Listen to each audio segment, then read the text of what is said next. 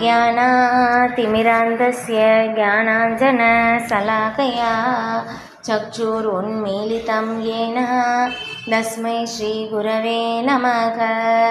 वन्देऽहं श्रीगुरो श्रीयुतापदकमलं श्रीगुरून् वैष्णवांश्च श्रीरूपं साग्रजातं सहगणरघुनाथान्वितं तं सजीवं साद्वैतं सावधूतं परिजनसहितं कृष्णचैतन्यदेवं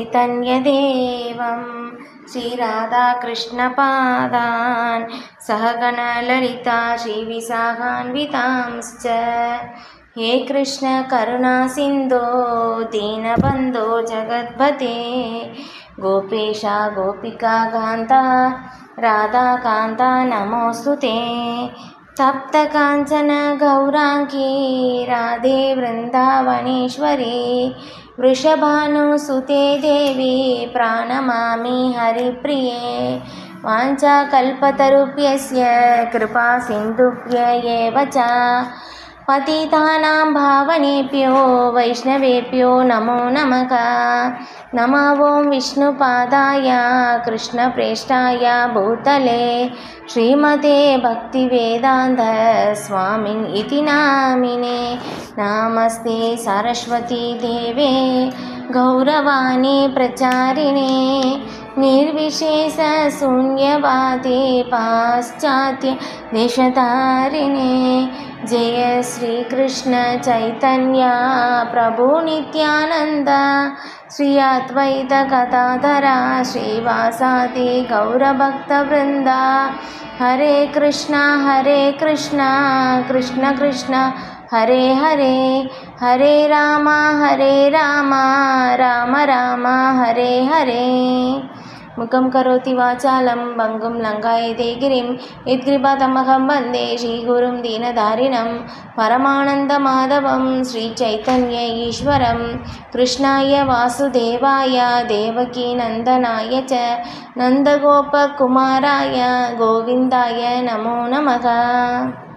ओम नमो भगवते वासुदेवाय ओम नमो भगवते वासुदेवाय ओम नमो भगवते वासुदेवाय। हरे कृष्ण। भगवद्गीதை अध्याயம் 11 श्लोकम 55। मत्कर्म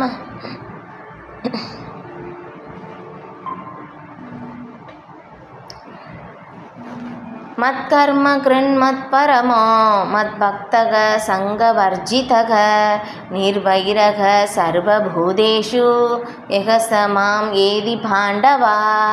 எனதன்பு அர்ஜுனா, எவன் ஒருவன் எனது தூய பக்தி தொண்டில் ஈடுபட்டுள்ளானோ, பலநோக்கு செயல்கள் மற்றும் அனுமானத்தின் களங்கங்களிலிருந்து முற்றிலும் விடுபட்டுள்ளானோ, எனக்காக செயல்படுகிறானோ, என்னை தனது வாழ்வின் பரம இலக்காக வைத்துள்ளானோ மற்றும் எல்லா உயிர்களிடத்தும் நண்பனாக உள்ளானோ, அவன் நிச்சயமாக என்னை வந்தடைகின்றான். இந்த அத்தியாயம் விஸ்வரூபம் இல்லையா, பகவானுடைய விஸ்வரூபத்தை பார்த்த பிறகு அர்ஜுனன் பகவானிடம் பிரார்த்தனைகள் செய்கிறார்.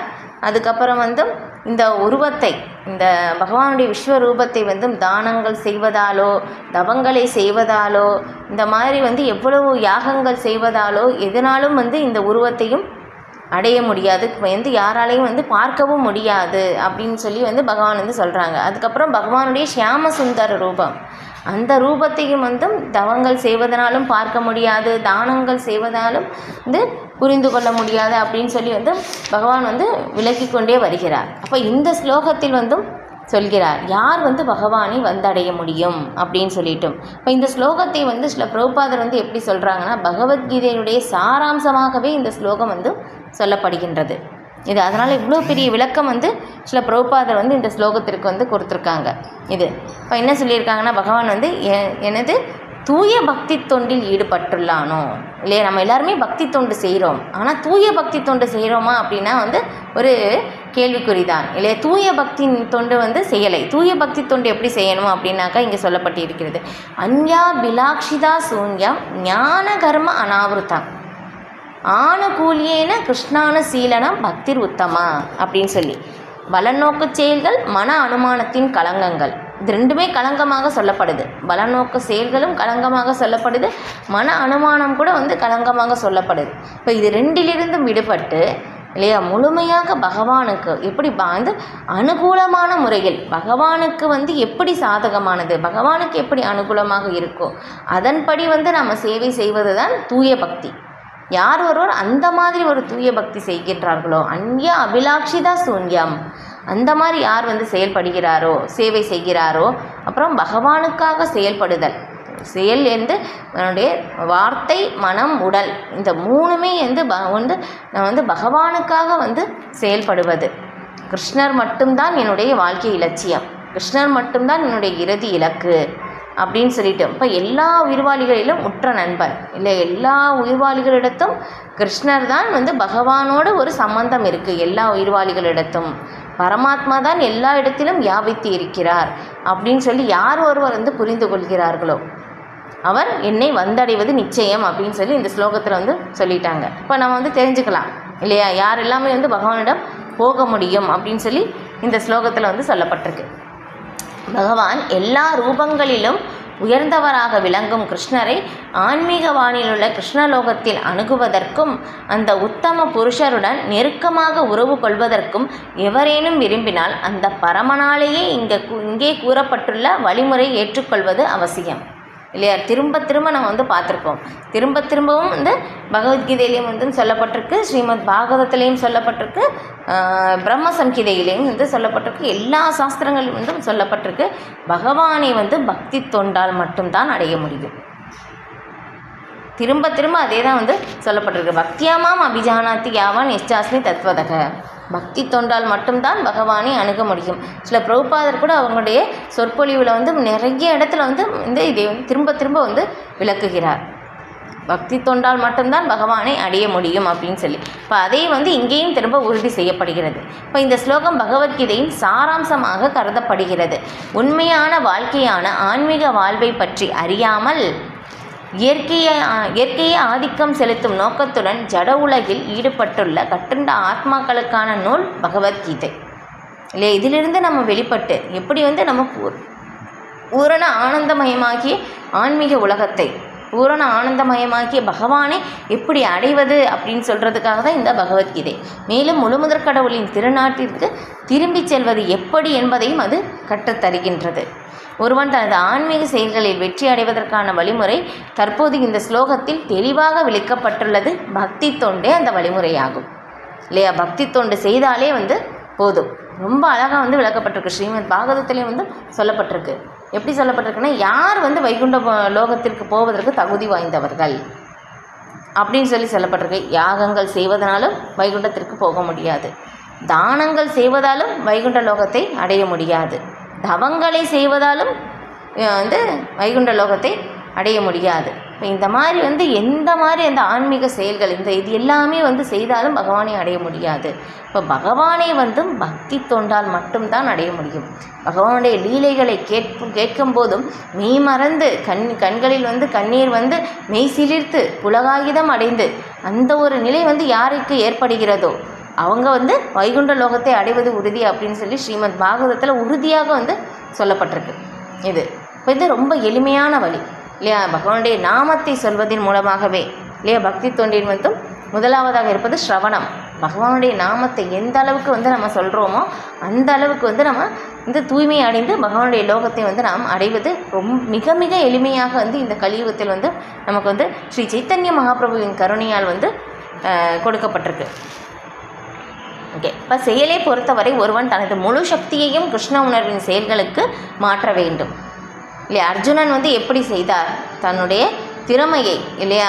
அர்ஜுனுடைய தர்மம் என்னென்னா போர் செய்வது தான். இப்போ அதை பகவானுக்காக செய்தார். அதே மாதிரி நாம் எந்த நம்முடைய நிலையை மாற்றிக்கொள்ள தேவையில்லை. நம்மளுடைய நிலையை அப்படியே பகவானுடைய சேவையில் கிருஷ்ண உணர்வில் எப்படி மாற்றி செய்யலாம் அப்படின்னு சொல்லி நம்முடைய வாழ்வை அமைத்து கொள்ள வேண்டும். கிருஷ்ணரோடு தொடர்புபடுத்தி செய்யக்கூடிய செயலாக நம்முடைய வாழ்வை அமைத்து கொள்ளும் போதும் அப்போ வந்து நம்ம ஆன்மீக உலகை அடைவது நிச்சயம். இங்கே பக்தி ரசாமிருத சிந்து மேற்கோள் வந்து கொடுக்கப்பட்டிருக்கு. அனாசக்திய விஷயான் யதார்த்தம் உபயுஞ்சதக நிர்பந்தக கிருஷ்ண சம்பந்தே யுக்தம் வைராகியம் உச்சதே. கிருஷ்ணருடன் தொடர்பில்லாத எந்த செயலையும் யாரும் செய்யக்கூடாது. இதுவே கிருஷ்ண கர்ம என்று கூறப்படுகிறது. ஒருவன் பல்வேறு செயல்களில் ஈடுபட்டு இருக்கலாம், ஆனால் தனது செயல்களின் விளைவுகளில் அவனுக்கு பற்றுதல் இருக்கக்கூடாது. அதான் யுக்த வைராகியம் உச்சியதே.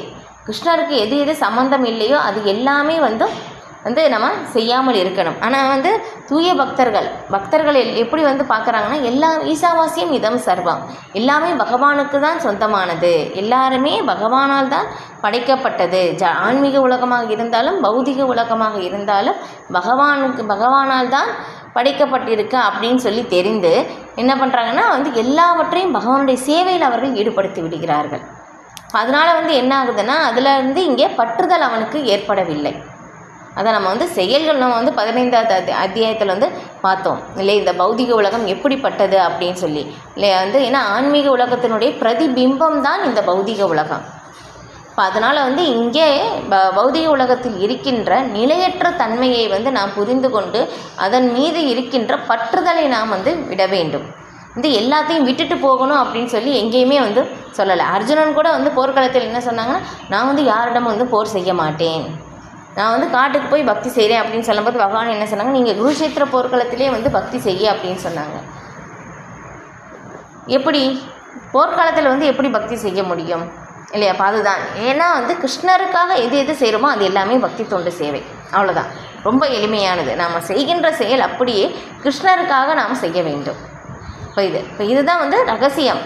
பக்தி தொண்டினுடைய அந்த முன்னேறுவதற்கான ஆன்மீக உலகம் செல்வதற்கான ரகசியம் வந்து அதுதான். அதான் இங்கே சொல்லப்பட்டிருக்கு. பலனை அவருக்கு அர்ப்பணிக்க வேண்டும். உதாரணமாக ஒருவன் வியாபாரத்தில் ஈடுபட்டு இருக்கலாம், ஆனால் அச்செயலை கிருஷ்ண உணர்வாக மாற்றுவது அவன் கிருஷ்ணருக்காக வியாபாரம் செய்ய வேண்டும்.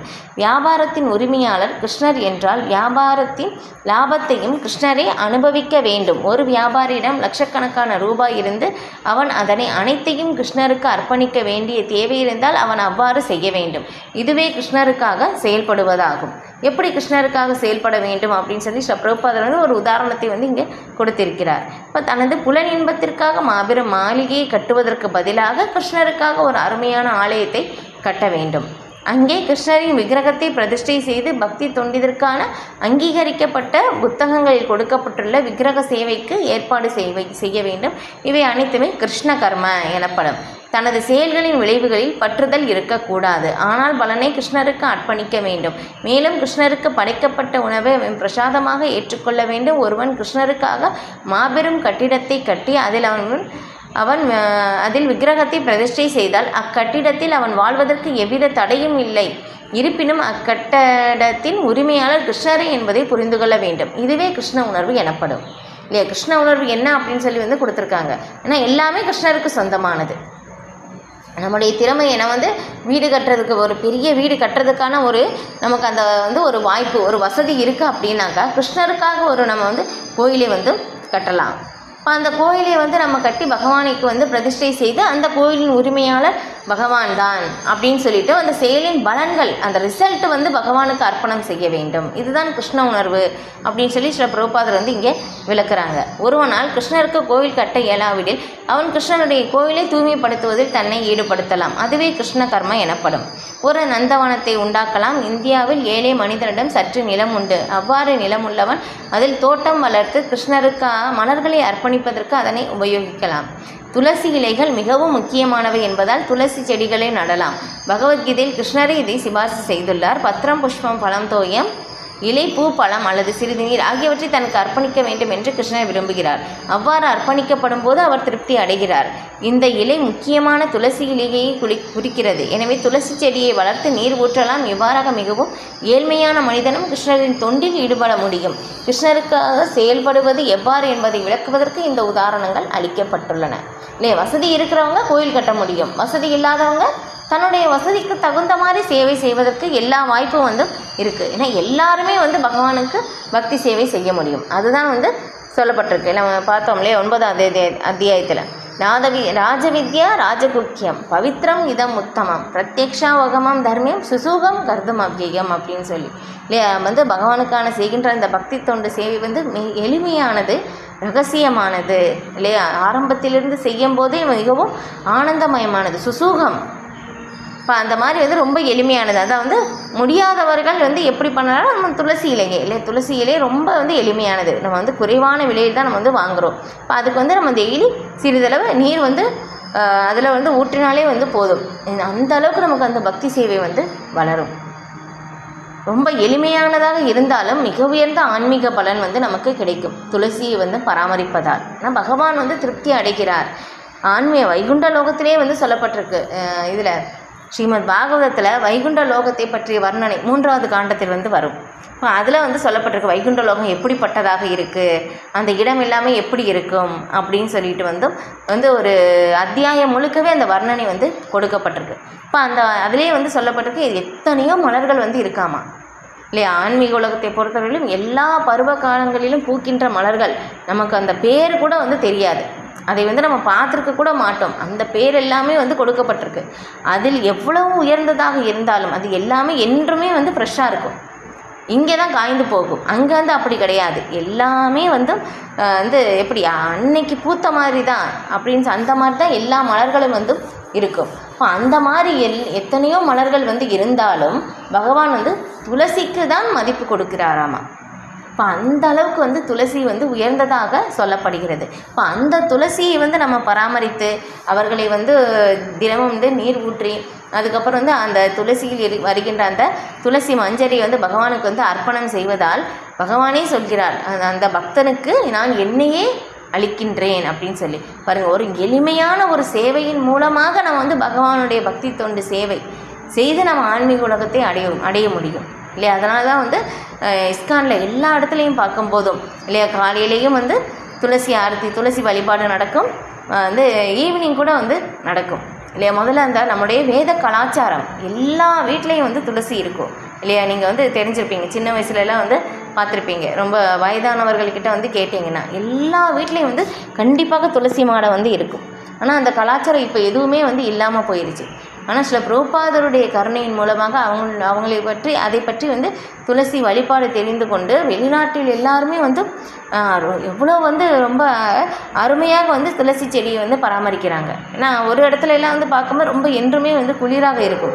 அவங்க ஹீட்டர்லாம் வச்சு துளசியை வந்து வளர்க்குறாங்களாமா. ஆனால் நமக்கு அப்படி கிடையாது இல்லையா. ரொம்ப எளிமையானது, சும்மா வந்து நம்ம வச்சு தண்ணி ஊற்றினாலே போதும், அது பாட்டுக்கு வந்து வந்துடும். அவ்வளவு எளிமையாக இருக்குது. அப்போ துளசியை வந்து அவங்களுக்கான ஒரு பாடல் வந்து இருக்குது. அவங்களுக்கு வந்து நமஸ்கரிக்கிறதுக்கு வந்து ஒரு மந்திரம் வந்து இருக்குது. அதுக்கப்புறம் அவங்களை வந்து வழிபாடு செய்வதும் வந்து அவங்களுக்கு வந்து தினமும் வந்து நெய் தீபம் வந்து காட்டுவது, இது எல்லாமே ஒரு சிறு வந்து ஒரு பக்தி சேவையாக இருந்தாலும் மிக உயர்ந்த பலனை வந்து அளிக்கும். ஏன்னா நம்ம வந்து பகவானுக்கு நைவேத்தியம் செய்யும்போது கண்டிப்பாக துளசி வந்து வைக்க வேண்டும். ஏன்னா நமக்கு வந்து முழு கவனத்தோடு நம்ம வந்து செய்வோமா அப்படின்னாக்கா சமைக்கும்போது அந்த மாதிரி இருக்காது.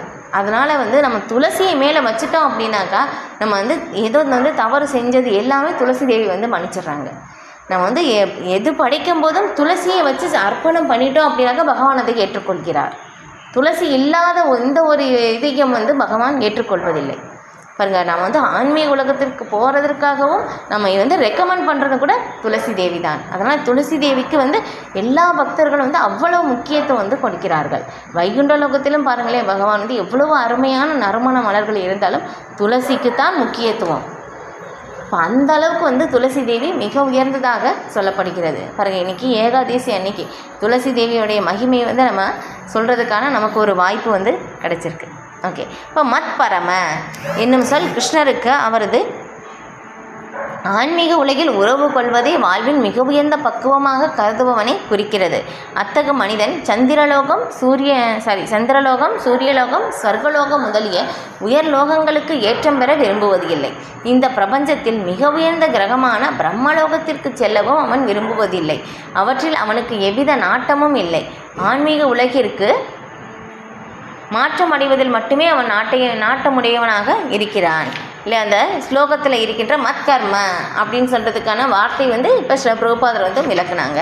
இப்போ மத்பரம அப்படின்னாக்கா என்னை பரமனாக அறிந்து இல்லையா, கிருஷ்ணர் தான் முழுமுதற் கடவுள் அப்படின்னு சொல்லி முழுமையாக தெரிந்த நம்ம எங்கேயுமே போக தேவையில்லை. ஏன்னா நம்ம பார்த்தோம் 15 அத்தியாயத்திலேயே பகவானுடைய லோகம் எப்படிப்பட்டது. அங்கே சூரியனாலோ சந்திரனாலோ நெருப்பினாலோ ஒளியூட்டப்படுவது இல்லை அப்படின்னு சொல்லிட்டு சொல்லப்பட்டிருக்கு. இப்போ அந்த இடத்தில் போனோம்னா அங்கே பொறாமை இல்லை, போட்டி இல்லை, வஞ்சகம் இல்லை இல்லையா, ஒரு காழ்ப்புணர்ச்சி இல்லை. அங்கே எல்லாருமே கிருஷ்ண உணர்வில், எல்லாருமே பகவானோட அந்த உணர்வோடு, அந்த கிருஷ்ண உணர்வோடு ஒன்றி அந்த மாதிரி எல்லாருமே அங்கே இருக்காங்க. இப்போ அந்த மாதிரி இருக்கிறவங்க தான் அங்கே ஆன்மீக உலகத்துக்கு போக முடியும். இப்போ அந்த மாதிரி அங்கே இருக்கிறனால தூய பக்தர்களும் புரிந்து கொள்கிறார்கள். அப்போ ஆன்மீகம்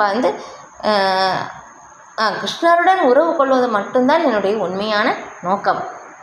அதனால் எனக்கு வேறு எந்த லோகத்திற்கு எனக்கு போக வேண்டும் அப்படின்னு அவசியம் இல்லை. சொர்க்கலோகம் கிடைத்தாலும் வேண்டாம், எனக்கு சூரிய லோகம் கிடைத்தாலும் வேண்டாம், சந்திரலோகம் வேண்டாம், ஏன் பிரம்மலோகம் கிடைத்தாலும் வேண்டாம், எதுவுமே எனக்கு வேண்டாம் அப்படின்னு சொல்லிட்டோம். இப்போ அதுதான் சொல்லப்படுது. தூய பக்தர்கள் எதையுமே முக்திகள் கூட 5 வகையான முக்தி இருக்குது, அந்த முக்திகளை கூட வேண்டாம் என்று சொல்கிறார்கள். கிருஷ்ணருக்கான பக்தி தொண்டு சேவை மட்டும்தான் வேண்டும்.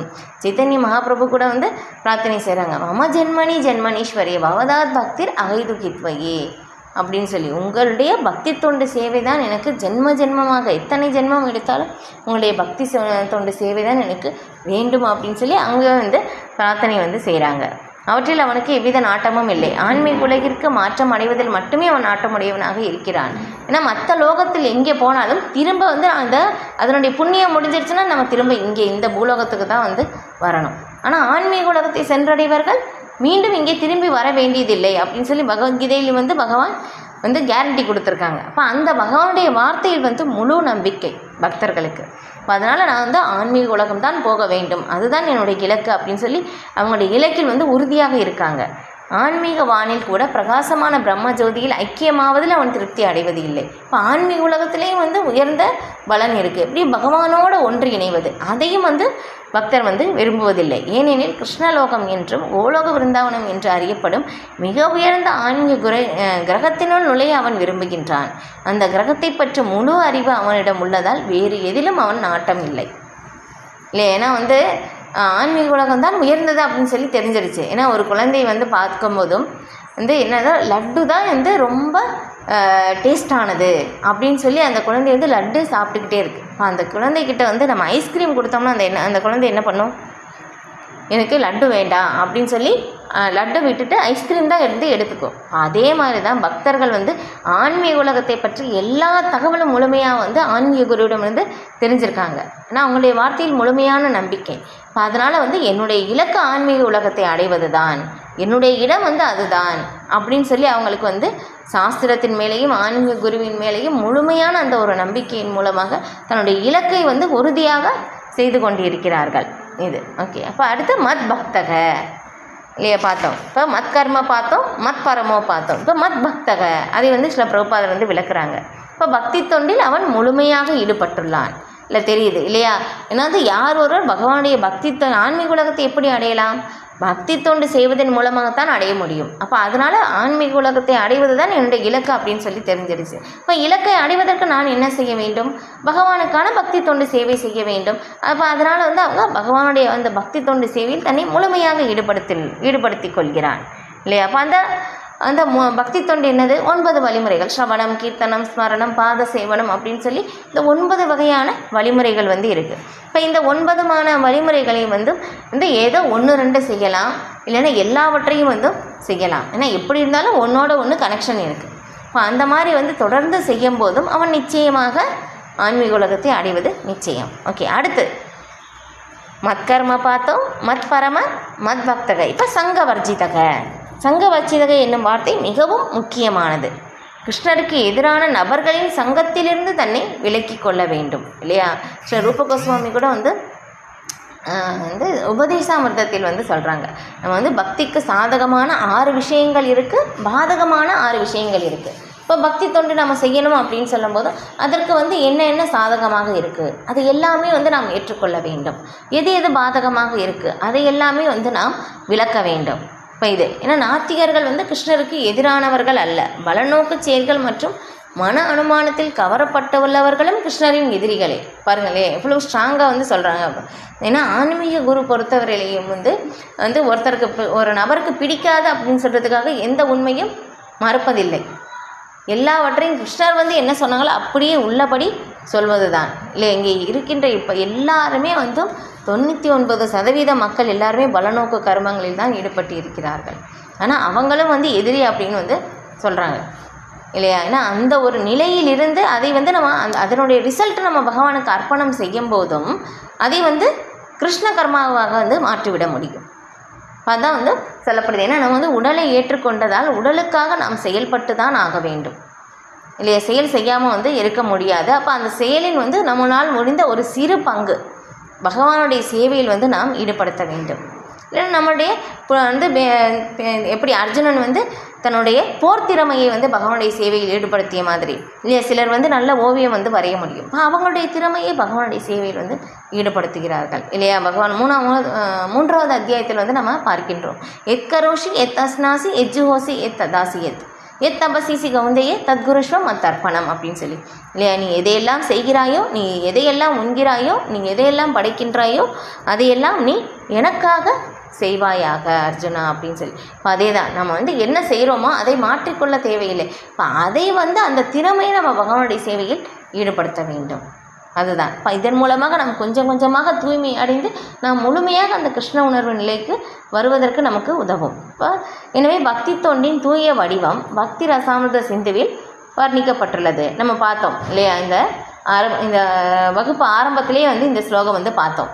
அன்யா பிலாக்ஷிதா சூன்யம் ஞான கர்மா தனாபிருத்தம் ஆணுகூலியன கிருஷ்ணானுசீலன பக்தி உத்தமா அப்படின்னு சொல்லி. இப்போ எவரேனும் களங்கமற்ற பக்தி தொண்டில் ஈடுபட விரும்பினால் அவர் எல்லா விதமான ஜடக்கலங்கங்களிலிருந்தும் விடுபட வேண்டும் என்று ஸ்ரீ ரூப கோஸ்வாமி இஸ்லோகத்தில் தெளிவாக குறிப்பிடுகின்றார் இல்லையா. பகவானுடைய தூய பக்தி தொண்டில் ஈடுபடும்னா எந்த களங்கமும் வந்து இருக்கக்கூடாது. நம்ம வந்து முக்குணங்களுடைய களங்கத்தில் தான் வந்து இருக்கின்றோம். இப்போ அந்த களங்கத்திலிருந்து நாம் வெளியே வர வேண்டும். இப்போ வந்து தூய பக்தி தொண்டு நம்ம செய்யணும் அப்படின்னாக்க இந்த களங்கத்திலிருந்து விடுபட்டு இருக்க வேண்டும். பலநோக்கு செயல்களிலும் மன அனுமானம் அந்த ஒரு நிலையிலிருந்து நாம் விடுபட்டு இருக்க வேண்டும். ஆசைகளின் களங்கத்திலிருந்து விடுபடும் போது பாருங்கள், நம்மளுக்கு இருக்கின்ற அந்த ஆசை கூட வந்து களங்கமாக சொல்லப்படுது. அப்போ அந்த ஆசை வந்து பௌதீகமாக இருக்கும்போது தான் களங்கம். இப்போ அந்த ஆசை நம்ம வந்து கிருஷ்ணனுடைய பக்தி தொண்டு சேவைக்காக நம்ம வந்து மாற்றிட்டோம் அப்படின்னாக்கா அது களங்கம் இல்லை. அதுதான் இப்போ ஒருவன் கிருஷ்ணருக்கு சாதகமான ஞானத்தை வளர்த்து கொள்கிறான். அதுவே தூய பக்தி தொண்டு என்று அழைக்கப்படுகிறது. ஆணுகூல்யசிய சங்கல்ப பிராதிகூல்யசிய வர்ஜனம் ஹரிபக்தி விலாசத்தில் வந்து சொல்லப்பட்டிருக்கு. இப்போ இதே ஒரு ஸ்லோகா தான் வந்து உபதேசாமிர்தத்தில் வந்து சொல்லப்படுது. சாதகமான 6 விஷயங்கள், அந்த பாதகமான 6 விஷயங்கள் நம்முடைய பக்தியையே அழித்துவிடும். உபதேசாமிர்தத்தில் ரொம்ப அழகாக வந்து ஸ்ரீ ரூப கோஸ்வாமி வந்து விளக்கியிருக்காங்க. நம்ம வந்து பக்தியில் முன்னேறணும் அப்படின்னு நினச்சோம் அப்படின்னாக்கா இப்போ அந்த உபதேசாமிர்தத்தில் இருக்கின்ற ஒரு 11 ஸ்லோகம் தான் வரும்னு நினைக்கிறேன். அது கண்டிப்பாக வந்து நம்ம தெரிந்து கொள்ள வேண்டும் நம்முடைய பக்தியில் வந்து உறுதியாக இருப்பதற்கு. ஓகே, ஒருவன் சாதகமான விதத்தில் கிருஷ்ணரை நினைக்க வேண்டும். சாதகமான முறையில் அவருக்காக செயல்பட வேண்டும், பாதகமாக அல்ல இல்லையா. இப்போ வந்து எப்படி இதுன்னு அப்படின்னு சொல்லும்போது உதாரணம் இல்லையா, கோபியர்கள் கிருஷ்ணருக்கு சாதகமாக கிருஷ்ணருக்காக வந்து கிருஷ்ணருக்கு என்ன பிடிக்குமோ அதுக்கு தகுந்த மாதிரி வந்து அவங்க சேவை செய்தார்கள் இல்லையா. தூய பக்தர்கள் அந்த மாதிரி. ஆனால் வந்து கம்சன் இல்லையா கிருஷ்ணரை எதிரியாக வந்து பார்த்தான் இல்லையா, அது பாதகமான முறை. அந்த மாதிரி வந்து கிடையாது, சாதகமான முறையில் வந்து பக்தி செய்ய வேண்டும் அப்படின்னு வந்து சொல்லப்படுது. இப்போ அதே தான் இந்த உதாரணம் இங்கே சொல்லப்படுது இல்லை. இப்போ பார்த்தோம், கம்சன் கிருஷ்ணனுடைய எதிரிகளில் ஒருவன். கிருஷ்ணனுடைய பிறப்பின் ஆரம்பத்திலிருந்தே கம்சன் பல வழிகளில் அவரை கொல்ல திட்டமிட்டான். ஆனால் அவனுக்கு எப்பொழுதும் தோல்வியே கிட்டியதால் அவன் எல்லா நேரங்களிலும் கிருஷ்ணரையே எண்ணிக்கொண்டிருந்தான். வேலை செய்யும் போதும், உண்ணும் போதும், உறங்கும் போதும் எல்லா நேரத்திலும் கிருஷ்ணரை எண்ணிக்கொண்டிருந்தான். இது சாதகமானது அல்ல, பாதகமானது. ஆனால் இருந்தாலும் பாருங்கள், நம்ம வந்து இன்னொரு இடத்துலையும் சில பிரபுபாதர் வந்து விளக்குறாங்க. ஸ்ரீமத் பாகவதத்துலேயும் நம்ம வந்து கிருஷ்ணரை நினைக்க வேண்டாம், அவ்வளோதான். ஒரு எதிரியாக நினைத்தாலும் ஓகே இல்லையா, ஒரு அன்பான ஒரு உறவு முறையில் நினைத்தாலும் ஓகே, எப்படி இருந்தாலும் அவன் கிருஷ்ணரை நினைத்து விட்டான். அதனால் அவங்களுக்கும் பகவான் அந்த உயர்ந்த லட்சியத்தை அளிக்கிறார். பாருங்கள், அவங்களுக்கும் வந்து எதிரியாக இருந்தாலும் நினைத்தாலும் கிருஷ்ணரை நினைத்து கொண்டு இருந்ததால் பிரம்மஜோதியில் ஆன்மீகமான உயர்ந்த நிலையும் வந்து பகவானால் அளிக்கப்படுது. அதுதான் வந்து பகவான் வந்து ரொம்ப காருண்யமயமானவர் இல்லையா. பூதனா அரக்கி வந்து பகவானை விஷம் கொடுத்து பகவானை கொல்வதற்காக தான் வந்தாள். ஆனால் இருந்தாலும் பால் வந்து கொடுத்ததினால் வந்து தாயின் ஸ்தானத்தை வந்து அவளுக்கு கொடுத்தார் இல்லையா. இந்த பகவானுடைய அந்த ஒரு ரிசல்ட் வந்து யாராலையும் வந்து புரிந்து கொள்ள முடியாது. ஸ்ரீமத் பாகவதத்தில் இன்னொரு ஸ்லோகம் வந்து சொல்லப்பட்டிருக்கு ரொம்ப அழகாக.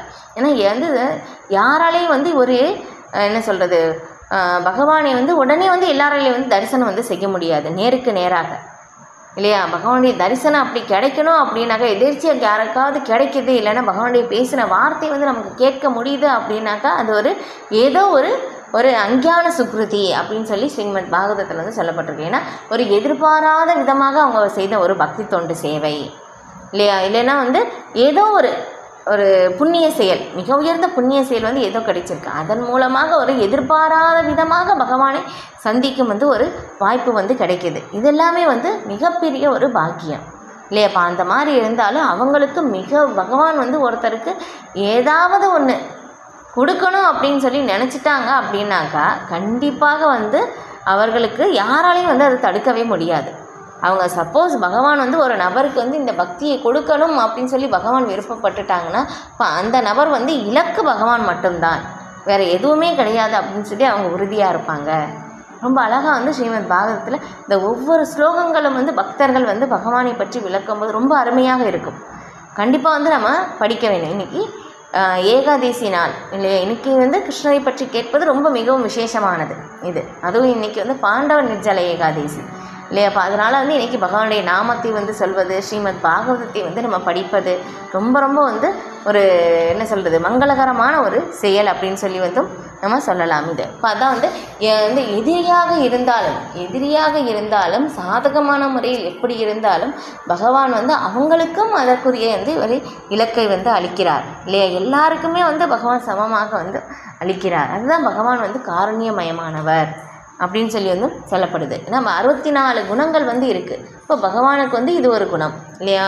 ஒரு மூத்த பக்தர் வந்து சொன்னாங்க சமஷீலா அப்படின்னு சொல்லி, எல்லாரையும் சமமாக வந்து பார்ப்பது இல்லையா. நண்பன், எதிரி, இவன் வந்து அசுரன், இவன் வந்து தேவன், அந்த மாதிரியெல்லாம் பகவான் வந்து பார்ப்பதில்லை இல்லையா. பிரகலாதர் மகாராஜா இல்லையா, ஒரு அசுர குடும்பத்தில் பிறந்தவர். ஆனால் இருந்தாலும் பாருங்கள், தூய பக்தியை மட்டும்தான் பகவான் ஏற்றுக்கொண்டார். இவன் ஒரு அசுரன், இவனுக்கு வந்து அந்த மாதிரி வந்து நம்ம வந்து பார்க்கக்கூடாது அப்படியெல்லாம் பகவான் வந்து பார்க்கலை இல்லையா. இரண்யாக்ஷன், இரண்யகசிபு பகவானை எதிரியாக பார்த்தார்கள்.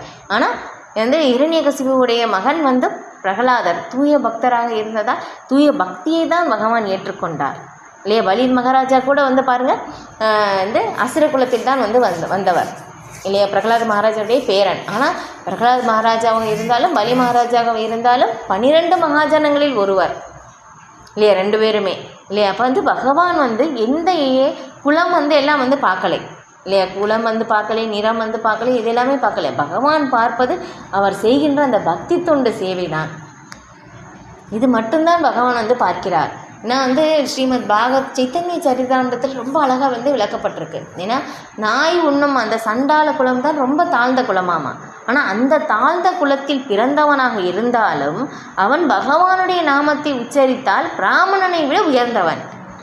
பிராமணனாக இருந்து அவன் வந்து பகவானுக்கான அந்த பிராமணனுடைய குணங்களை வெளிப்படுத்தவில்லை என்றால் அவன் அந்த நாயை உண்ணும் சண்டாள குலத்தை விட தாழ்ந்தவன் அப்படின்னு சொல்லப்பட்டிருக்கு. பாருங்களேன் எவ்வளவு வந்து உயர்ந்தது.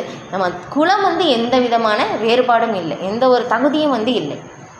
நிறம் வந்து தகுதி இல்லை இல்லையா. நம்ம வந்து பௌதிகமான எந்த ஒரு தகுதியும் வந்து தேவையில்லை. பகவானுக்கு பக்தி தொண்டு சேவை செய்கிறோமா அதுதான் முக்கியம். அதை தான் பகவான் பார்க்கிறார். நம்ம எந்த அளவுக்கு பகவானுக்கான பக்தி சேவை செய்தோம். ஆனால் யாராலையும் வந்து செய்ய முடியும். இதுதான் வந்து ஒரு இது என்ன ஸ்பெஷலாக அப்படின்னு சொல்லலாம். ஏன்னா பௌதீகத்தில் வந்து பார்க்கும்போதும் யார் ஒருவர் வந்து பக்தி சேவை செய்தாலும் வந்து பௌதிகமான செயல்கள் வந்து ஏதோ ஒன்று நம்ம செய்யணும் அப்படின்னாக்கா ஒரு சில விதத்தில் வந்து தகுதிகள் வந்து தேவைப்படுது இல்லையா. இந்த நம்பர் வந்து செய்யலாம், உனக்கு இந்த தகுதிகள் வந்து இருக்கா, உனக்கு இந்த தகுதிகள் இருந்தால் தான் நீ இந்த ஒரு நிலைக்கு வந்து வர முடியும், இந்த தகுதிக்கு வந்து நீ உயர முடியும் அப்படின்னு சொல்லப்பட்டிருக்கு. ஆனால் வந்து பகவானுக்கான பக்தி சேவை வந்து யார் வேணாலும் செய்யலாம். ஒரு குழந்தைகளில் இருந்து முதியவர் வரைக்கும் இல்லையா, ஒரு யானை வந்து பக்தி செய்யுது பாருங்களேன். இல்லை வந்து பார்க்குறோம் இல்லையா, கஜேந்திர யானை இல்லையா, ஒரு மிருகம் கூட வந்து செய்யுது. இப்போ இந்த மாதிரி வந்து எல்லாராலையும் பகவானுக்கான பக்தி சேவை செய்ய முடியும். ஆனால் அதுக்குரிய ஒரே தகுதி என்னென்னா, நம்ம பகவானுக்கு பக்தி சேவை செய்ய வேண்டும் அப்படின்னு சொல்லி அந்த ஒரு ஆர்வம் மட்டும்தான். இப்போ அந்த ஆர்வம் தான் நமக்கு பக்தி சேவை செய்வதற்கான தகுதியாக வந்து சொல்லப்படுது. ஓகே. கிருஷ்ணரால் கொல்லப்படுபவன் யாராக இருந்தாலும் அவன் உடனடியாக முக்தி அடைகிறான் என்பது உண்மையே. இப்போ வந்து நம்ம பார்த்தோம் இல்லையா, தூய பக்தர்கள் லட்சியம் அதுவல்ல. தூய பக்தன் முக்தியை கூட விரும்புவதில்லை. உயர்ந்த வாசஸ்தலமான கோலோக விருந்தாவனத்தில் ஏற்றம் பெறுவதற்கும் அவன் விரும்புவதில்லை. அவனுடைய ஒரே குறிக்கோள் எங்கிருந்தாலும் கிருஷ்ணருக்கு சேவை செய்ய வேண்டும் என்பது இல்லையா. தூய பக்தர்கள் அதுதான், எதையும் விரும்புவதில்லை இல்லையா. என்ன வரம் வந்து பகவானே வந்து கொடுப்பதற்கு வந்து முன்னாடி வந்து நின்னாலும் எனக்கு வந்து எதுவுமே வேண்டாம், பக்தர்கள் ஏற்றுக்கொள்வதில்லை. பக்தர்கள் வந்து வேண்டுவது ஒரே ஒரு வேண்டுதல் என்னென்னா, எப்போவுமே எங்கு சென்றாலும் பகவானுக்கான பக்தி தொண்டு சேவை நான் தொடர்ந்து செய்ய வேண்டும். அதுதான் பக்தர்களுடைய பிரார்த்தனையாக வந்து இருக்குது அப்படின்னு சொல்லி. இப்போ கிருஷ்ண பக்தன் அனைவருக்கும் நண்பனாக உள்ளான். எனவே அவனுக்கு எதிரிகள் கிடையாது, நிர்பைர என்று இங்கே கூறப்பட்டுள்ளது இல்லையா. கிருஷ்ண பக்தன் ஏன்னா எல்லாருக்கும் நண்பனாக உள்ளான். ஏன்னா எல்லாருமே வந்து எப்படி பார்க்குறாங்கன்னா, எல்லாரையும் வந்து அவர் வந்து கிருஷ்ணனுடைய பாகமாகத்தான் பார்க்கிறார். எல்லாருக்கும் கிருஷ்ணரோட ஒரு உறவு இருக்குது அப்படின்னு சொல்லி. ஆனால் நாம் எப்படி பார்க்குறோம்னா, இவர் நண்பன் இல்லையா, இவர் வந்து என்னுடைய பகைவர், இவரால் தான் எனக்கு எவ்வளோ கஷ்டம் வந்தது இல்லையா. அவருடைய செயல்களை வைத்து நாம் என்ன பண்ணுறோன்னா, அவரை வந்து நம்ம பார்க்கிறோம், அந்த ஒரு ரீதியில் தான் பார்க்குறேன். அப்புறம் இன்னொன்று என்ன பார்ப்போம்னா, இவர் வந்து நல்லவர், இவர் எனக்கு உதவி செய்தவர் அப்படின்னு சொல்லி, இவர் நல்லவர், இவர் கெட்டவர், இந்த மாதிரி வந்து நம்ம வித்தியாசத்தை இல்லை அந்த இருமைகளை பாகுபடுத்தி வந்து பார்க்குறோம். ஆனால் தூய பக்தர்களுடைய பார்வை வந்து எப்படி பார்க்குறாங்கன்னா, எல்லாருமே பகவானோட ஒரு சம்பந்தம் இருக்குது, எல்லாருமே ஜீவாத்மா, எல்லாருமே வந்து பகவானுடைய ஒரு அம்சம், எல்லாருடைய இதயத்திலும் பகவான் பரமாத்மாவாக இருக்கிறார். அவங்களுடைய கண்ணோட்டம் வந்து ஆன்மீக தளத்தில் வந்து பார்க்கப்படுவதனால் அவங்களுக்கு வந்து எதிரி இல்லை. மற்றவர்கள் அவர்களை எதிரியாக பார்த்தாலும் அவர்கள் வந்து யாரையும் எதிரியாக கருதுவதில்லை இல்லையா. ஸ்ரீமத் பாகவதத்தில் யுதிஷ்டிர மகாராஜா பற்றி வந்து ரொம்ப அழகாக வந்து விளக்கப்பட்டிருக்கு இல்லையா. அவர் தான் வந்து அரசாட்சி செய்தார். ஏன்னா குருஷேத்திர போர் எல்லாருமே வந்து அழிக்கப்பட்டு யுதிஷ்டிர மகாராஜா ஆட்சியில் ஏற வேண்டும் இல்லையா. அதுக்காக தான் மிகப்பெரிய போர் வந்து நடந்தது இல்லையா. எல்லா போர் முடிந்த பிறகு யுதிஷ்டிர மகாராஜா வந்து ஆட்சியில் வந்து பகவான் வந்து அமர வைக்கிறார். வந்து யுதிஷ்டிர மகாராஜா வந்து பகவானுடைய வழிநடத்தலின் கீழ் செயல்பட்டதால் இல்லையா. அதுதான் வந்து ரொம்ப முக்கியம். ஒரு அரசர் எப்படி செயல்படணும் அப்படின்னு சொல்லி ஸ்ரீமத் பாகவதத்தில் ரொம்ப அழகாக வந்து விளக்கப்பட்டிருக்கு. இப்போ அரசியல் எப்படி செய்யணும் அப்படின்னு சொல்லும் போதும் அப்போ வந்து அந்த ஆட்சி வந்து பகவானுடைய வழிகாட்டுதலின் கீழ் உபதேசத்தின் கீழ் தான் வந்து யுதிஷ்டிர மகாராஜா தன்னுடைய அரசாட்சியை வந்து செய்தார். ஏன்னா வந்து நான் பகவானுடைய ஒரு பிரதிநிதி, இது என்னுடைய சொத்து அப்படின்னு சொல்லி உரிமை வந்து கொண்டாடவில்லை. இப்போ அதனால் யுதிஷ்டிர மகாராஜுக்கு வந்து எதிரியே இல்லாமல் வந்து ரொம்ப அன்போடு வந்து அவங்க தங்களுடைய கடமையை சரியாக செய்ததால் வந்து இயற்கை வளம் வந்து தன்னுடைய பூமி வந்து தேவைக்கு அதிகமாகவே எல்லாமே உற்பத்தி செய்ததாமா. இந்த மாதிரி வந்து அந்த உற்பத்தி செய்தது அந்த வர்ணனை எல்லாமே ஸ்ரீமத் பாகவதத்தில் ரொம்ப அழகாக வந்து விளக்கப்பட்டிருக்கு. ஏன்னா தேவைகள் இல்லாததுனால்தான் வந்து மக்கள் வந்து எல்லாருமே தேவைக்காக வந்து உழைக்க வேண்டியதாக இருக்குது இல்லையா, காலையிலேருந்து இரவு வரைக்கும். ஆனால் வந்து அங்கே தேவைக்கு அதிகமாக எல்லாருக்குமே வந்து கிடைத்ததுனால் வந்து தன்னுடைய தேவைகளுக்காக வந்து யாரும் சிரமப்பட வேண்டிய தேவை இல்லாமல் இருந்தது. அதனால் நிறைய நேரம் வந்து அவங்களுக்கு மிச்சமானதுனால அவங்க அந்த மிச்சமான அந்த ஒரு நேரத்தை எல்லாமே பகவானுடைய அந்த பக்தி தொண்டு சேவையில் தன்னை ஈடுபடுத்தி கொண்டார்கள். வந்து ஒரு ஆட்சி வந்து எப்படி இருக்க வேண்டும், எப்படி நடத்த வேண்டும் அப்படின்னு சொல்லி யுதிஷ்டிர மகாராஜருடைய அந்த உதாரணத்திலிருந்து நாம் தெரிந்து கொள்ள முடியும். அம்பரீஷ் மகாராஜா இல்லை, அவருடைய உதாரணத்திலிருந்து நாம் தெரிந்து கொள்ள முடியும். பரிஜித்து மகாராஜா, இப்போ இவங்களுடைய உதாரணத்திலிருந்து நாம் தெரிந்து கொள்ள முடியும். அதான் வந்து சொல்லப்படுது இது. ஓகே. இப்போ நிர்வைர, அதான் வந்து எதிரியே இல்லாதவர்கள். கிருஷ்ண உணர்வில் நிலை பெற்ற பக்தன் கிருஷ்ணருக்கு செய்யப்படும் பக்தி தொண்டு மட்டுமே வாழ்வில் எல்லா பிரச்சனைகளில் இருந்தும் ஒருவனை விடுவிக்கும் என்பதை அறிவான் இல்லையா. நாம் நினைக்கிறோம் இதுதான் என்னுடைய பிரச்சனைக்கு தீர்வு அப்படின்னு சொல்லி அந்த ஒரு செயலை வந்து நாம் செய்கின்றோம். ஆனால் தூய பக்தர்கள் வந்து புரிஞ்சுக்கிறாங்க, எல்லா பிரச்சனைகளுக்கும் தீர்வு வந்து கிருஷ்ண உணர்வு தான் இல்லையா. ஒவ்வொருத்தவங்களுக்கும் ஒவ்வொரு பிரச்சனை இருக்கலாம், ஆனால் எல்லாருக்கும் ஒரே பிரச்சனை இல்லையா. இந்த பிரம்மலோகத்திலிருந்து ஆரம்பித்து எறும்பு வரைக்கும் இல்லையா, பிறப்பு இறப்பு முதுமை நோய், இதுதான் எல்லாருக்கும் வந்து பிரச்சனை.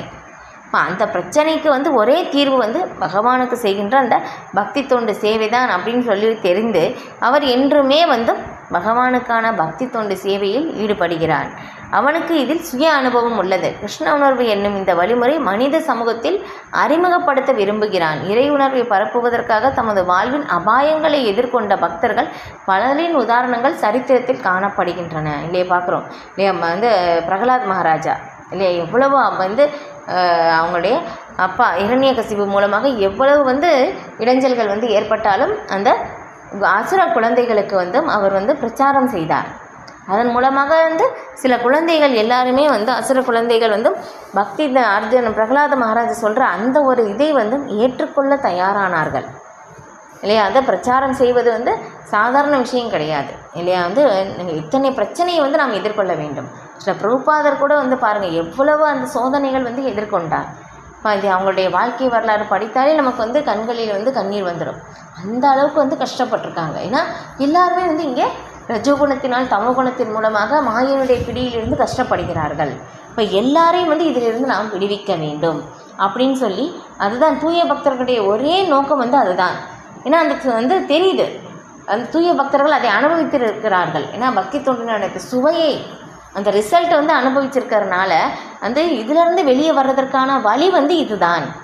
அதனால் எவ்வளவு உபாயம் வந்தாலும் ஓகே, இது வந்து உயிர் கூட சில பக்தர்களுக்கு வந்து போயிருக்காம. ஆனால் இது எல்லாமே கிருஷ்ணர் வந்து மகிழ்ச்சி அடைகிறார். என்னுடைய மகிழ்ச்சி வந்து கிருஷ்ணருக்கு வந்து மகிழ்ச்சி அடைய வேண்டும், அதுதான் என்னுடைய ஒரே நோக்கம் அப்படின்னு சொல்லி தூய பக்தர்கள் வந்து அந்த மனநிலையிலிருந்து செயல்படுகிறார்கள். ஆனால் நம்மளால் அந்த மாதிரியெல்லாம் வந்து செய்ய முடியாது. இதற்கு உதாரணம் வந்து இயேசு கிறிஸ்து இல்லையா. இப்போ அவர்களே வந்து இந்த அளவுக்கு பகவானை பற்றி வந்து பிரச்சாரம் செய்ததனால் அவரை சிறுவையில் அடைந்தார்கள். ஆனால் இருந்தாலும் வந்து அவர்களின் மீது பகவான் இயேசு கிறிஸ்து கோபம் அடையலை, அவங்களுக்காக பிரார்த்தனை தான் செய்தார். அதுதான் இல்லையா.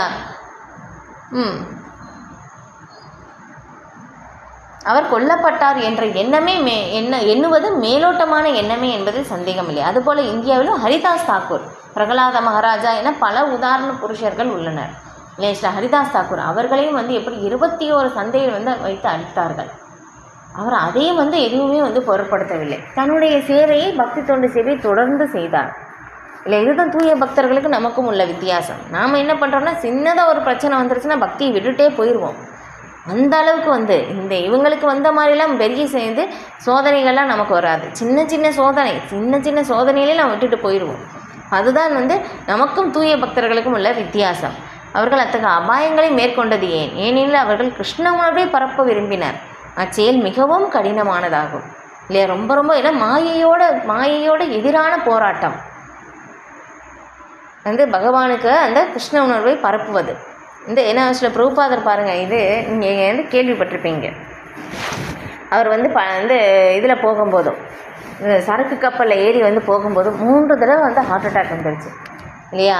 இன்னொரு தடவை வந்தது அப்படின்னாக்க கண்டிப்பாக உயிர் போயிடும். அப்போ பகவானிடம் பிரார்த்தனை செய்கிறார்.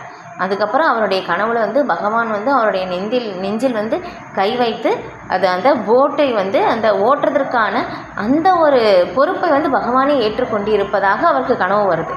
அதுக்கப்புறம்தான் வந்து அவங்களுக்கு ஒரு சரியான ஒரு மனநிலை கிடைத்த பிறகு அவர் அங்கே போய் பிரச்சாரம் வந்து செய்கிறார் இல்லை. 1 வருடம் யாருமே வந்து வரல.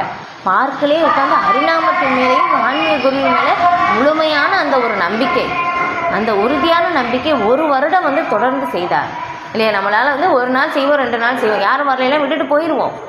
ஆனால் வந்து சில பிரபுபாதர் அப்படி இல்லை, தொடர்ந்து முயற்சி செய்தார். ஏன்னா வந்து பகவான்கிட்ட வந்து பிரார்த்தனை செய்கிறார், நீங்கள் எதுக்காக என்னை வந்து இங்கே அழைத்து வந்திருக்கிறீங்க அப்படின்னு சொல்லி எனக்கு தெரியலை அப்படின்னு சொல்லி அவ்வளோ உறுதியான நம்பிக்கை பகவானுடைய நாமத்தின் மேல் இல்லையா. அந்த மாதிரி ஒரு நம்பிக்கை நமக்கு வந்து கிடையாது இல்லையா. அந்த ஒரு இடர்பாடுகள் இல்லையா, எங்கே தங்கணும் எங்கே போகணும் எதுவுமே தெரியாது இறங்கி. ஆனால் வந்து இதுக்கு இருந்தாலும் பகவானுடைய இது ஒரு விருப்பம், பகவானுடைய ஒரு அரேஞ்ச்மெண்ட் இது அப்படின்னு சொல்லி அது முழுமையாக புரிந்து பிரபுபாதர் வந்து நாமத்தையே தொடர்ந்து சொல்லி கொண்டு இருந்தார் இல்லையா. 1 வருடம். அதன் பிறகு தான் கொஞ்சம் கொஞ்சமாக கேட்க வந்து ஆரம்பித்து அதுக்கப்புறம் தான் அந்த இயக்கத்தையே வந்து தொடங்கினார். இப்போ இது வந்து ரொம்ப வந்து சாதாரண விஷயம் கிடையாது. ஒரு சாதாரண நபரால் வந்து கண்டிப்பாக செய்ய முடியாது. பகவானால் சக்தி அளிக்கப்பட்ட நபரால் மட்டும்தான் செய்ய முடியும். இப்போ அதுதான் மிக உயர்ந்தது. எனவே எல்லா பௌதிக பிரச்சனைகளில் இருந்தும் ஒரு மனிதன் துன்புறுகிறான் என்றால் கிருஷ்ணனுடனான தனது நித்தியமான உறவை அவன் மறந்து இருப்பதே அதற்கு காரணம் என்பதை கிருஷ்ண பக்தன் அறிகின்றான் இல்லையா. நம்ம அங்கேருந்து இங்கே வந்துட்டோம், ஆன்மீக உலகத்திலிருந்து இங்கே கீழே வந்து கிருஷ்ணரை விட்டு பிரிந்து வந்ததினால்தான் மாயையுடைய கட்டுப்பாட்டில் நாம் இருக்கின்றோம். நாம் ஒன்று மாயையுடைய கட்டுப்பாட்டில் இருக்க வேண்டும், இல்லை அப்படின்னாக்கா பகவானுடைய கட்டுப்பாட்டில் இருக்க வேண்டும். நாம் பகவானுடைய கட்டுப்பாட்டில் இருக்க மாட்டேன் அப்படின்னு சொல்லி நம்முடைய சுதந்திரத்தை, ஒரே ஒரு சுதந்திரத்தை தவறாக பயன்படுத்தியதால் இந்த மாயையுடைய கட்டுப்பாட்டில் வந்துட்டோம் இல்லை. கிருஷ்ணரை மறந்ததினால்தான் இங்கே எல்லாருமே கஷ்டப்படுறாங்க. அதனால தான் யாரை பார்த்தாலும் எல்லாருக்கும் கிருஷ்ணரை பற்றி சொல்லிக் கொடுக்க வேண்டும் அப்படின்னு சொல்லி சொல்லப்பட்டிருக்கு இல்லை. யாரே தேகே தாரேக்காக கிருஷ்ண உபதேஸ் அப்படின்னு சொல்லி இல்லை. எந்த அளவுக்கு முடியுமோ எல்லாருக்கும் கிருஷ்ணரை பற்றி நாம் கற்றுத்தர வேண்டும். ஏன்னா கிருஷ்ணரை தெரிஞ்சிட்டாங்க அப்படின்னாக்க அவங்க இந்த துன்பத்திலிருந்தே வெளிவர முடியும். அதுதான் ஓகே. அப்போ எனவே எல்லா பௌதிக பிரச்சனைகளில் இருந்து மனித இனத்தை விடுவிப்பதே மனித சமுதாயத்திற்கு ஆற்றக்கூடிய மிகப்பெரிய நற்பணி.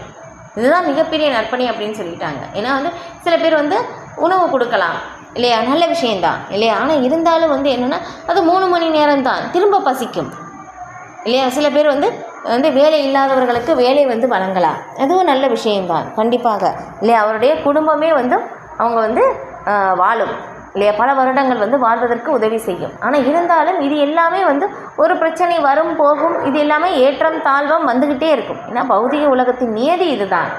ஆனால் ஒருவரை இங்கே ஒவ்வொருத்தருக்கும் இருக்கின்ற ஒவ்வொரு பிரச்சனை, எல்லா பிரச்சனைகளுக்கும் முற்றுப்புள்ளி திரும்பி இந்த பௌதிக உலகத்திற்கு வந்ததினால்தான் இந்த பிரச்சனைகள் எல்லாமே நமக்கு பின்னாடி வருது.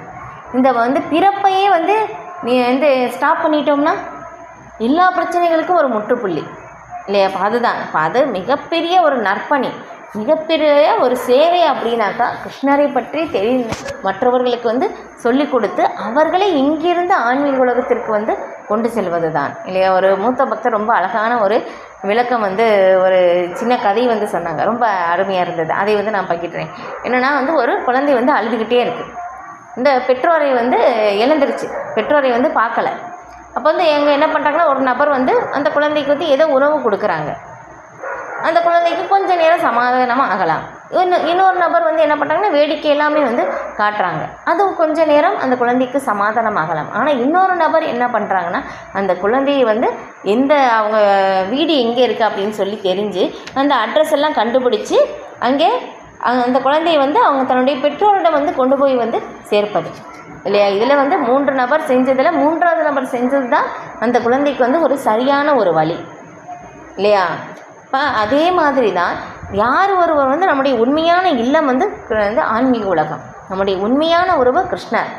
அவர்களை யார் கற்றுக் கொடுக்கிறார்களோ அதுதான் மிக உயர்ந்த சேவை. ஏன்னா இந்த துன்பத்திற்கு காரணமே இங்கே வந்ததுனால தான். இவங்க என்னுடைய கஷ்டத்திற்கு காரணம், இதுதான் என்னுடைய பிரச்சனைக்கு காரணம், இதனால் எனக்கு இப்படி ஆச்சு, இது எல்லாத்துக்கும் முக்கிய காரணம் நான் இங்கே பிறந்ததுனால்தான் இல்லையா. இங்கே பிறந்து வந்ததினால்தான் பின்னாடி எல்லா பிரச்சனையும் வருது, பிறப்பு இறப்பு முதுமை நோய் இல்லையா. அப்போ இங்கே பிறக்கலை அப்படின்னாக்கா, இந்த பிறப்பை நிறுத்திட்டோம் அப்படின்னாக்கா ஆன்மீக உலகத்திற்கு போகும்போது அங்கே பிறப்பு இல்லை, முதுமை இல்லை இல்லையா, வியாதி இல்லை, மரணம் இல்லை, அங்கே நித்தியமாக இருக்கக்கூடியவர்கள். நாம் ஆனந்தமயோபியாசாத், நம்ம உடலே கிடையாது, இந்த உடலுக்குத்தான் பிறப்பு இறப்பு எல்லாமே, வியாதி எல்லாமே. ஆத்மா என்றுமே நித்தியமானது, நாம் ஜீவாத்மாக்கள் இல்லையா. அந்த ஒரு நிலையை நான் புரிந்து கொண்டு திரும்ப அங்கே போகுவது இல்லையா. அப்போ அதை அந்த ஒரு விளக்கத்தை, அந்த ஒரு செய்தியை யாருக்கு கொடுக்கிறார்களோ அதுதான் மிக உயர்ந்த சேவை அப்படின்னு சொல்லி இங்கே ஸ்ரீ பிரபுபாதர் விளக்குறாங்க. இப்போ தூய பக்தன் இறைவனின் சேவையில் இவ்வாறாக ஈடுபட்டுள்ளான். எல்லா விதமான அபாயங்களையும் கிருஷ்ணருக்காக மேற்கொண்டு கிருஷ்ண சேவையில் ஈடுபட்டுள்ள பக்தர்களின் மீது பக்தர்கள் எவ்வளவு கருணையுடன் இருப்பார் என்பதை தற்போது நம்மால் கற்பனை செய்ய முடியும் இல்லையா. தெரிஞ்சிருச்சு தூய பக்தர்களுக்கு இதுதான் இலக்கு அப்படின்னு சொல்லி. இதனால் எவ்வளவு சோதனை வந்தாலும் ஓகே, உயிரே இழந்தாலும் ஓகே, நான் இந்த சேவையை செய்வேன். ஏன்னா ஏன்னா சில பிரபுபாதர் விளக்குறாங்க ஒரு கடிதத்திலையும், ஒரே ஒரு நபருக்கு நான் பிரச்சாரம் செய்தும் அந்த ஒரு நபர் மாயையின் பிடியிலிருந்து வெளியே நம்மால் கொண்டு வர முடிந்தால் அதுதான் மிக உயர்ந்த வெற்றி. ஏன்னா ஒரு சாதாரண விஷயம் கிடையாது ஒரு நபரை மாயையின் பிடியிலிருந்து வெளியே கொண்டு வருவது. ஏன்னா மாயைக்கு எதிரான போராட்டம். நம்ம ஒரு அடி எடுத்து வைத்தால் மாயை 100 அடி நமக்காக எதிர்த்தரப்பிலிருந்து எடுத்து வைக்கும். நம்மளால் அது போராடி முடியாது, ரொம்ப கஷ்டம். ஆனால் இருந்தாலும் பாருங்கள், பக்தர்கள் அதுக்காக செயல்படுறாங்க. ஆனால் அதுக்கான பலன் எல்லாத்தையும் கிருஷ்ணர் வழங்குகிறார் இல்லையா? கிருஷ்ணன் மேலே முழு நம்பிக்கை. இந்த பிரபுபாதர் கூட பிரார்த்தனை செய்கிறார், பகவானே என்னை மாயையிலிருந்து பாதுகாப்பு கொடுங்கள்.